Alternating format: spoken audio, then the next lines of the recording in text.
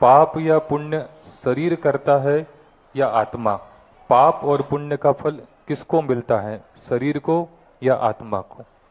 संसार अवस्था में जो कुछ भी है, जीव परिणाम हेतु पुग्गल कम्मत्तम परिणम दे, पुग्गल कम्म निमित्तम तहेव जीवो भी परिणम दे।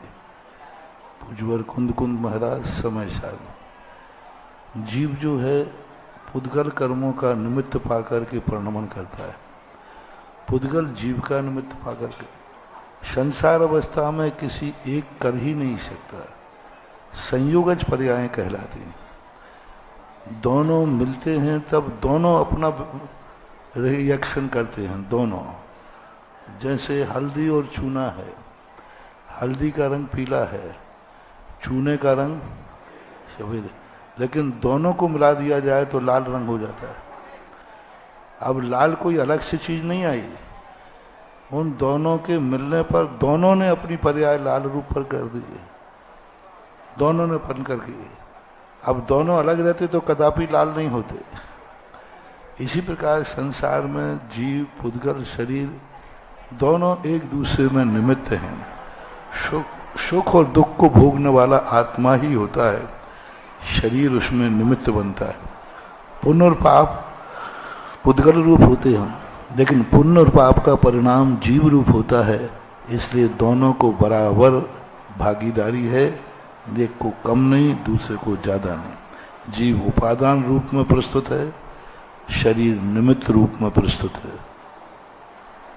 नेहा जैन अशोकनगर से, सहस्त्रकूट जिनालय का क्या महत्व है और सहस्त्रकूट जिनालय के दर्शन किन भावों से करना चाहिए?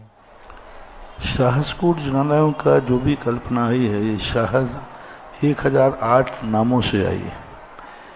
भगवान के 1008 गुणों को प्रकट करता है सौधर्म, और उसी के प्रतिरूप में एक ही भगवान को 1008 रूपों में स्थापित किया जाता है। इसके दर्शन करते समय यही भावना भाजना चाहिए कि हे भगवान, आपका न केवल ज्ञान प्राप्त करके कितने रूपों में आप प्रकट हैं, कितने गुण आप में प्रकट हैं, कितने उन गुणों की पर्यायें प्रकट हैं। तो वही हमें बहुमुखी ध्यान करना चाहिए। भगवान के एक सहस्त्रकूट को यदि दर्शन करो तो 1008 दिन लग सकते हैं। एक मूर्ति को सहस्त्र नाम की एक नाम रख दीजिए, ये मूर्ति फलाने, बस उसी नाम के गुण, उसी नाम की एनर्जी उस मूर्ति में देखिए। सहस्त्रकूट का सबसे पहला उल्लेख जो मिला श्रीपाल चरित्र में मिला। श्रीपाल चरित्र में जब वो धवल सेठ के द्वारा समुद्र में गिराए गए, उसके बाद जाकर वे घोगा में गुजरात में किनारे लगे। वहाँ रैन मंजूषा से उनका शादी होती है। उसके पूर्व वो अपने आप में मंदिर के लिए जैसे बढ़ते गए, देवों के द्वारा वहाँ कपाट बंद थे, और जैसे ही श्रीपाल वहाँ पहुँचे उनके कपाट खुल गए। 4 दरवाजे होते हैं, जिसमें 2 दरवाजे उन्हें खुले, एक से प्रवेश किया, एक से निकल गए। 2 दरवाजे आज भी बंद हैं। और इसका सबसे बड़ा प्रतिबिंब, प्रतीक रूप में इस कथा को उत्तर प्रदेश में देवोदय तीर्थ से देवगढ़ है। वहाँ का जो सहस्त्रकूट बना है पूर्ण आगम के अनुसार बना। 4 दरवाजे बराबर बनाए हैं, 2 दरवाजे खुले हैं और 2 दरवाजे बना करके बंद कर दिए गए। और आज भी वो बंद बिल्कुल दरवाजे बने हैं, लेकिन 2 दरवाजे बिल्कुल पैक रहते हैं, पाषाण के हैं, 2 दरवाजे ही खुलते हैं।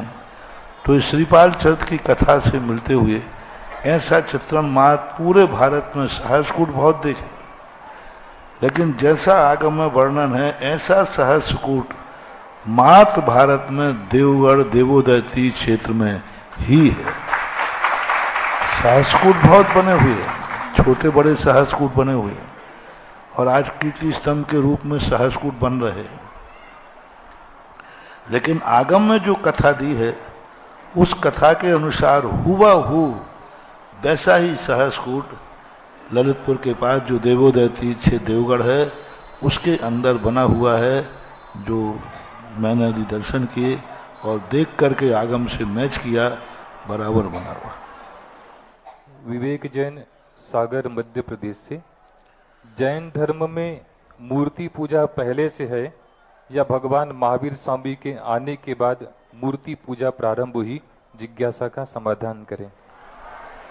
मूर्ति, जैन दर्शन में मूर्ति पूजा है ही नहीं। मूर्ति मान की पूजा है।